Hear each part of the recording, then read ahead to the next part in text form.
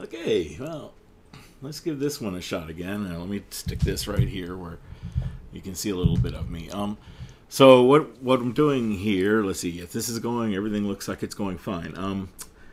Is we just found out that Jeff Sessions, Attorney General Jefferson Beauregard Sessions III, has already been interviewed by Mueller as a target in the FBI Russia kind of Trump probe. It's turned into a Trump thing. It started out as just a Russian election probe. Well, this is big news.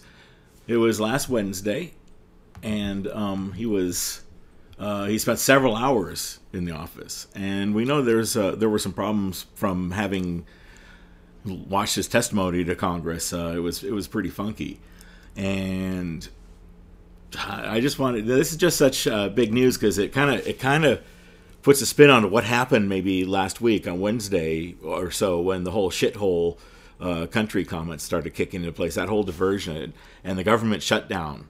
That was all to kill the news cycle because last Wednesday on the 17th of January 2018, Special Counsel Bob Mueller has interviewed one of his primary targets. And that's Attorney General Jeff Sessions. This isn't a side interview like George Papadopoulos, who the Trump campaign tried to paint off as some kind of a coffee boy. They sent him on trips abroad to make contact on their behalf, and that's all. He's pleaded guilty to that, right? We know that he's pleaded guilty, and there's more than one person have already pleaded guilty to conspiring with the Russians in the election. But this is big. I just thought I'd go through this a little bit about this this business. It's on the New York Times. If you go to the New York Times, you'll see a whole story about this. Question for hours as part of the inquiry into Russia's election interference and whether President Trump ... I'm not going into that article. I suggest you look at it and read it. But what I'm going to do is kind of go through and basically get a lot of this information from cultured Twitter feed and news sites, and once I hear or see about something, I start looking it up. So I'm not a professional, and don't take my word on any of this. Do your own research, but here it is. Now, Sessions was like the first member of the cabinet to be interviewed by Mueller, right? He's the first, this is the inner circle, the cabinet. But that's not really what the big thing is. It seems from the evidence that, let's say from the reported reports, it seems that he's actually a primary target. Sessions is actually a primary target of the Russia interference probe. And that makes sense. It makes sense because he was there from the beginning. He was the start of the whole thing, and he has there's a lot of background. But what's a target? Now I say the FBI may be targeting him, and it's someone that they think committed a crime, and who they don't think is going to cut a deal, right? So if you're investigating someone and you got them kind of on a crime and they don't want to cut a deal, then they become a target of the investigation. It pretty much makes sense, right? There are a couple of kinds of potential targets here. The president and the vice president, and then there's people from the campaign who don't seem to be so much a target yet. So far, Sessions is the target. Obviously, Papadopoulos and Flynn were targets as well, and they have both pleaded guilty and to just some minor charges. And believe you me, Mueller's got a lot of charges above and beyond what he's thrown out in public. So you've got this inner circle. The real inner circle, the actual cabinet people who are now starting to get dragged in, and we're talking about Sessions. The reporting is that Pence didn't really know about Flynn's dealings, that he was lied to about Flynn's deal. It's really hard it's really hard to believe this because Sessions, was running the whole thing and has all his Russian connections and what have you. But anyways, it seems to right now they're leaning toward Pence being misled by Flynn, and so who knows where this is really going? But the fact he had to sit for hours was really crazy. They're dealing. This whole thing is big. The Mueller thing.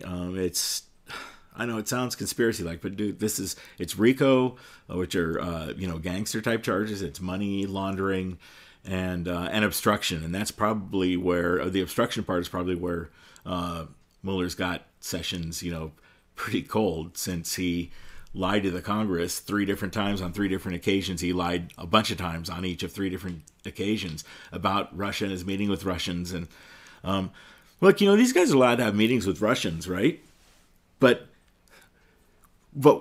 then why would you lie about it? I mean, every single one of these guys has lied about everything that they've been asked about Russia. They've lied about whether they had Russian contacts. When we found emails showing that they did have Russian contacts, they lie about the meeting. They lie about the thing. And in the meantime, they attack the messenger, and scapegoat the poor people.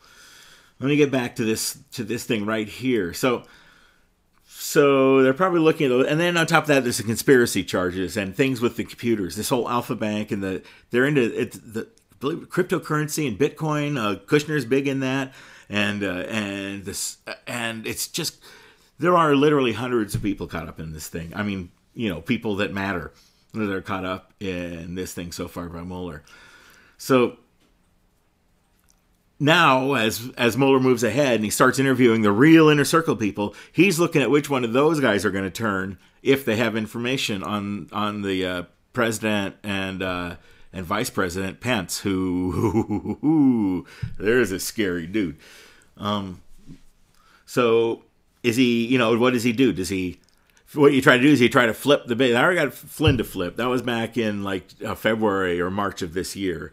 They got, I know it was only repeated recently, but reported recently, but that's how these things work. Anyway, so now they're going after. They got a couple of guilty pleas, so now everyone knows that there was a Russia connection conspiracy thing, because there have been at least 2 people that pleaded guilty to real light charges that they've got a lot more on them. Now they're looking at bigger guys, and they go to Sessions. Now Sessions, what if he flips? Well, he'd have a lot of information. He was a congressman for years. He's got a big legacy that wasn't quite as horribly racist, xenophobic, hateful. You people are real dirtbags if you're not wealthy kind of a guy. But that who knew, huh? So they're looking for someone that's a target. Someone like Sessions could really be a target. So we already entered. He's already in a plea deal with Flynn, and when they're in a plea deal, they have to tell the truth about everything, forever, until the whole thing's done. If Flynn lies about anything they ask him, whether it's related to what he's already pled guilty to, or whether it's related to other stuff, it's all there. When I stop and I kind of roll back and I think about it, it gets really heavy, because it's not fun. This isn't a great thing, but it's good that people are starting to see it and see what's going on here. So he's got a negotiated plea with Flynn, who has to tell the truth about everything, no matter what it is, and so he can branch out in all kinds of directions. From there goes, and now he can kind of take or leave his targets as they come along. There's still Kushner. I mean, there's still a bunch of people that are really heavy. If he's talking to Sessions already, and he hasn't talked to Manafort or Kushner or that ilk yet, those guys are probably all targets as well at this point, if they don't become start flipping. And I think Manafort's done, and he's ready to just start burning these guys. I think he's got enough flippage, he's got enough information, and these guys are going to start getting burned.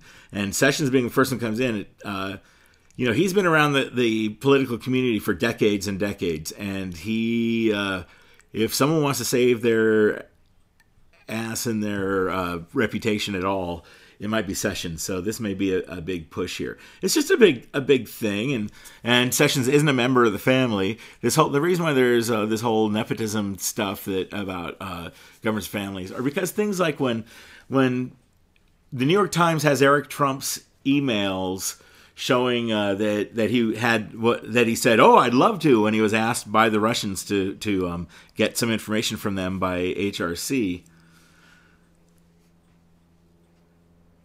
He again,